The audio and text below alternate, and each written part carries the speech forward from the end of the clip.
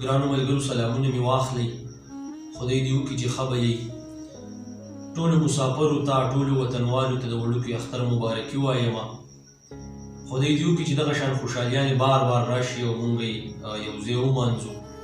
به هر حال د شهزاد حیدر راسره ناست دی، یاسین راسره ناست دی، اویس راسره ناست دی، شاهین راسره ناست دی، ټول زما تره زامن دي او دوی د مازدیګر نه خولې له راوستم چې شعرونه راسره شریک کړي. نو ما ویې ټیک ده، د موقع نه به پیدا هم واخلم، ولې چې مسافرو ملګرو هم غوښتنه کړې وه.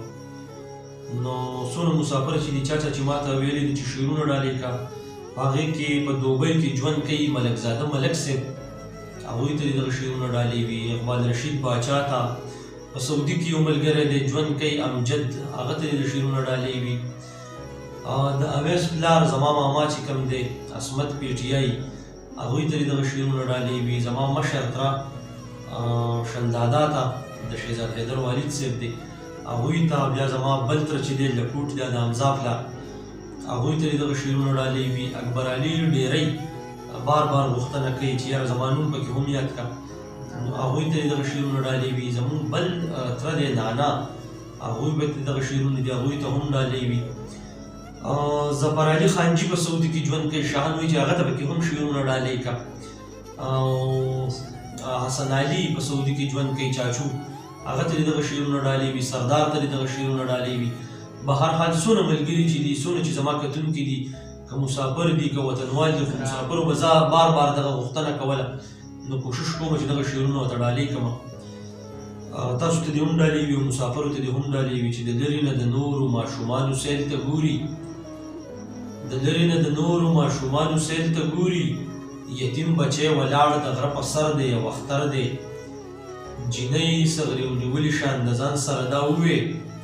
اکبر علي ډیری ته دغه شعر ډالۍ وي چې جینۍ صغرې ونیولي شان د ځان سره دا ووې، خفه یم لالی مې مسافر دی یو اختر دی، نن بیا د یوې کونډې په مخ ډېرې اوښکې راغلې، نن بیا د یوې کونډې په مخ ډېرې اوښکې راغلې، په چغو شو چې وران زما ځیګر دی یو اختر دی.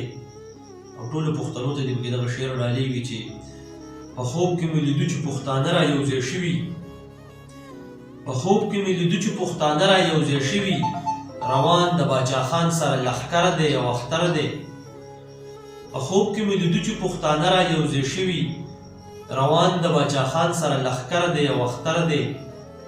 بې وسه او بې څوکه سړي دا خبره وکړه، بې وسه او بې څوکه سړي دا خبره وکړه، مات شوی مې د کور د لرګي ور دی یو اختر دی، بدلونه چې د دې خلکو نه لرې یم نو ښه یم، چیني دي یو مرغۍ دي یو نختر دی یو اختر دی، د لرې نه د نورو ماشومانو سیل ته ګوري، یتیم بچی ولاړ د غره په سر دی یو اختر دی.